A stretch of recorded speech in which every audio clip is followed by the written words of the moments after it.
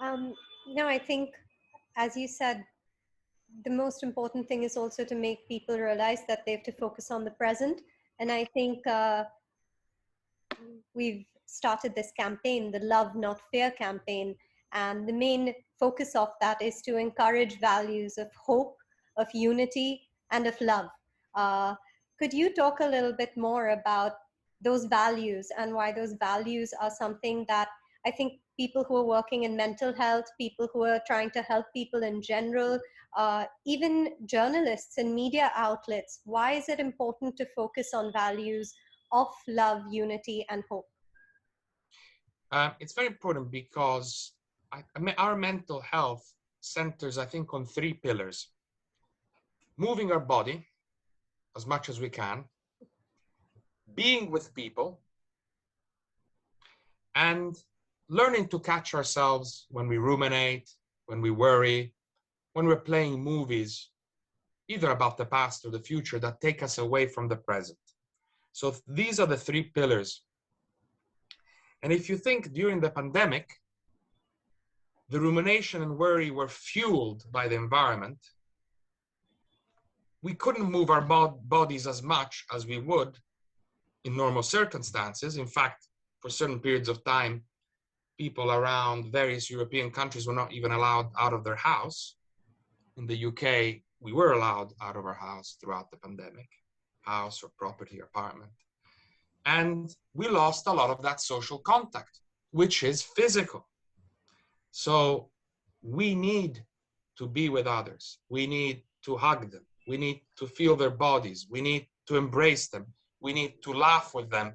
I'm afraid not over a screen alone, but present physically, because this helps our immunity, helps the production of chemicals in our brain that put us in a good state of mind, endorphin, dopamine, etc. So we need to love, we need to be together, we need to reconnect.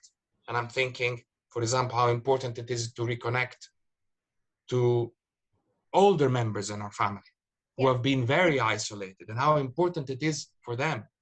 We know that solitude kills you. Loneliness kills you in many different ways over time.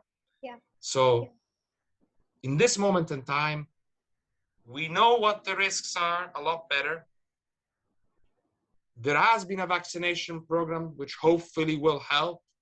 Yeah, appears possibly to be helping. We have to still find out in due course. I think now the time has come to look at the risk and say, on a scale, will I continue to avoid?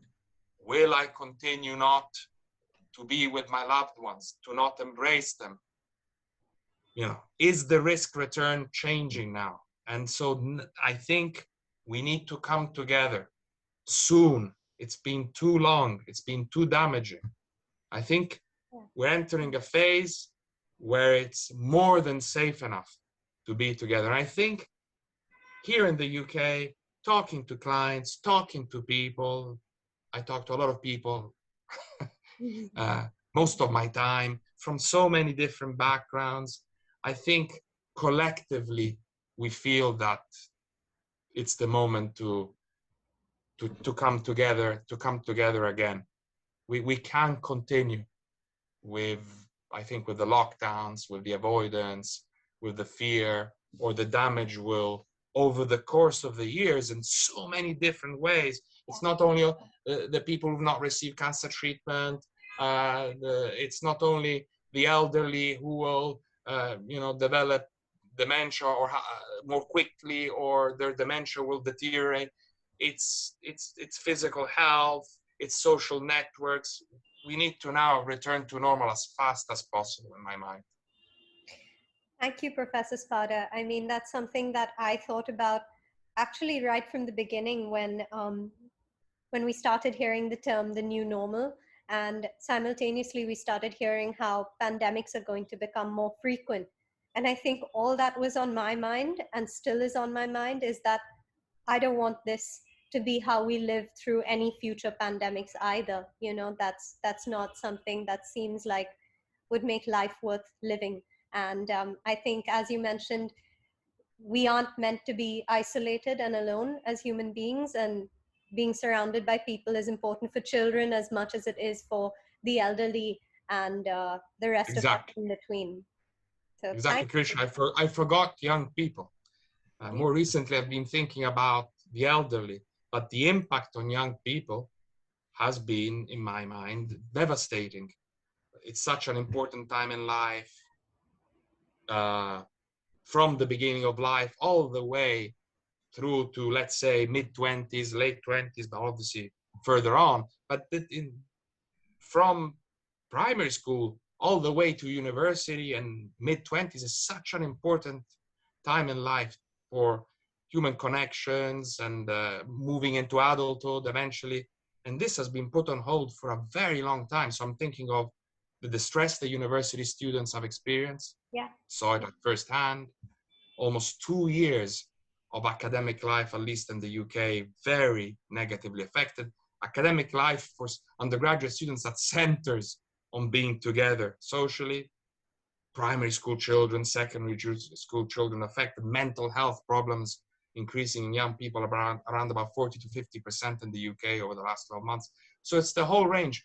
Probably during the pandemic, the most protected segment socio-demographically, and that's what the data shows, have been those between 45 and 60 years of age. So my demographic, we are probably the ones who've, in inverted commas, suffered the least. Right. But the young and the elderly have been hit very badly. And I think it needs to stop. Now we need to return to normal.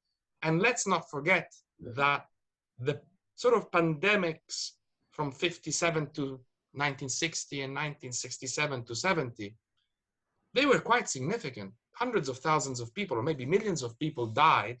And considering travel was a very small amount, proportion of what it is today, uh, the whole systems weren't closed down. Mm. So we've had pandemics in the past where we lived through them. Yeah. And we adapted. And I think in the future,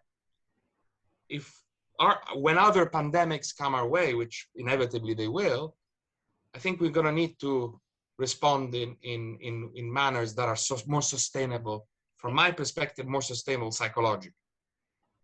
Absolutely. Professor Spada, could you tell whoever's listening where they could get more information and access your research? We will also be linking it on the Love Not Fear Mankind website, but if they'd like to go directly to your sources, if you could just share with us.